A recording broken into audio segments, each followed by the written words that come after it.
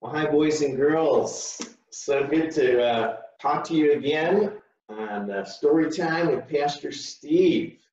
And got to make sure, of course, that I get everything all cleaned up before I start. I know that you're continuing to wash your hands and probably tired of people telling you that, but you know, the grown-ups need those reminders too. So that's something that we're all trying to do to keep everybody healthy. And I know you're being kind to one another, but that's another good thing that we all need to be reminded of as well. And I've got a little story about being kind to one another. But first, I thought it'd be nice if I played just a little song on the banjo here. And this is just a fun little song, and I hope I do it okay here. But it's a fun one called "Turkey in the Straw."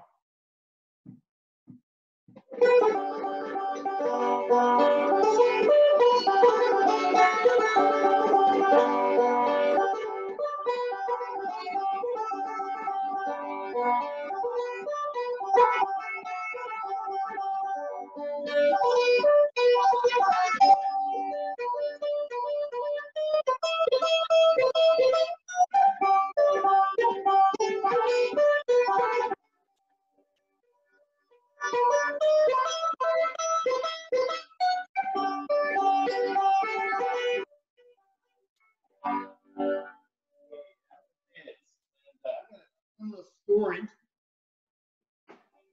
that I think you might like, so I'm going to get a little bit closer. And this is actually one of my favorites from when I was a young boy, and it's called The Sneetches by Dr. Seuss. And it's just a fun story, but it's also, as I say, a good reminder of how it's important to be kind to each other, and not just while we're in our homes for this long period of time, not able to go out. That's important too. But when we do eventually come out and rejoin our friends and go to school someday, it's important that we just are kind to each other and recognize that even though we're all different from one another, that's not a bad thing. In fact, it's a good thing. We can celebrate our differentness. And that's what this story is about. But the Sneetches didn't know that at the beginning. Now, the star-belly Sneetches had bellies with stars, and the plain-belly Sneetches had none upon theirs. Those stars weren't so big. They were really so small you might think such a thing wouldn't matter at all.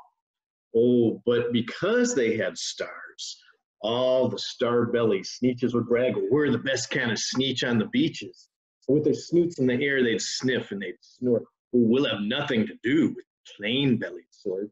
And whenever they met someone, they were out walking, they'd hike right on past without even talking. Well, when the star-bellied children went out to play ball, could a plain belly get in the game? Oh, no, not at all. You could only play if your belly had a star, and the star-bellied children had none upon theirs. Well, when the star-bellied Sneetches had Frankfurter roasts or picnics or parties or marshmallow toasts, they never invited the plain-belly Sneetches. They left them out cold in the dark of the beaches. They kept them away, never let them come near, and that's how they treated them year after year. That's not very nice. Oh, but then one day, it seems, while the plain-belly Sneetches were moping and doping along on the beaches, just sitting there wishing their bellies had stars, a stranger zipped up in the strangest of cars. My friends, he announced in a voice clear and keen, my name is Sylvester McMonkey McBean. I've heard of your troubles. I've heard you're unhappy. I can fix that. I'm the fix-it-up chappy. I've come here to help you. I have what you need. My prices are low, and I work at great speed, and my work is 100% guaranteed. So he says. Well, then quickly, Sylvester McMonkey McBean put together a very peculiar machine, and he said, well, you want stars like a star-belly Sneetch? My friends, you can have them for $3 each. Well, just pay me your money and hop right aboard. And so they hammered inside, and then the big machine roared, and it clonked, and it bonked, and it jerked, and it burped, and it bopped them around. But the thing really worked. And when the plain belly Sneetches hopped out, they had stars. They actually did. They had stars upon theirs. And then they yelled at the ones who had stars at the start. We're exactly like you. You can't tell us apart. We're all just the same now, you snooty old Sneetches. And now we can go to your Frankfurter parties. Oh, good grief. The ones who had stars at the first were still the best Sneetches, and they're the worst. Now, how in the world will we know, they all frowned, of which kind is wetter? The other way around.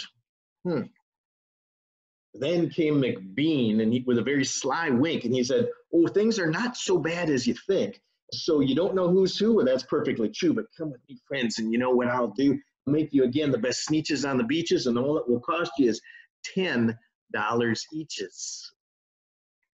Well, belly stars are no longer in style, said McBean. What you need is a trip to the Star Off machine. And this wondrous contraption will take off your stars, and so you won't look like Sneetches who have them upon theirs. And that handy machine, working very precisely, removed all their stars from their tummies quite nicely. And then, with snoots in the air, they paraded about, and they opened their beaks, and they let out a shout, we know who is who. Now, there isn't a doubt. The best kind of Sneetches are Sneetches without. Then, of course, those with stars got frightfully mad. To be wearing a star now is frightfully bad. Then, of course, old Sylvester McMonkey McBean invited them into his Star Off machine. Well, then, of course, from then on, as you probably guessed, things really got into a horrible mess. Oh, look at that. They're just going all over. They're getting all mixed up. All the rest of the day on those wild, screaming beaches, the fix-it-up chappie kept fixing up Sneetches. Off again, on again, in again, out again. Through the machines, they raced round about again, changing their stars every minute or two. They kept paying money. They kept running through until neither the plane nor the star bellies knew whether this one was that one or that one was this one, or which one was what one or what one was who. Then, when every last cent of their money was spent, the fix-it-up chappie packed up and he went. He's leaving. And he laughed as he drove in his car up the beach. Oh, they never will learn. No, you can't teach a Sneetch. Oh, now they're all sad. But McBean was quite wrong. I'm happy to say that the Sneetches got really quite smart on that day, the day they decided that Sneetches are Sneetches, and no kind of Sneetch is the best on the beaches. That day, all the Sneetches forgot about stars and whether they had one or not upon theirs. The end. And I hope you like that story, boys and girls. As I said, that's one of my favorites, and it's a fun story, but it's really true that that it's good to make friends with others, whether they have the stars or the no stars or whatever else might make them look a little bit different. That doesn't have to get in the way. Jesus tells us that we're all one. We're all one in his love. So let's have some prayer. Dear Lord, we do thank you for your love for all of us. No matter where we come from or what our name is or what we look like, for we are all your precious children.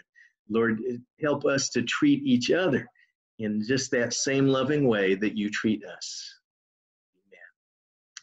Thanks, boys and girls, and stay healthy, stay safe, and we'll see you next time.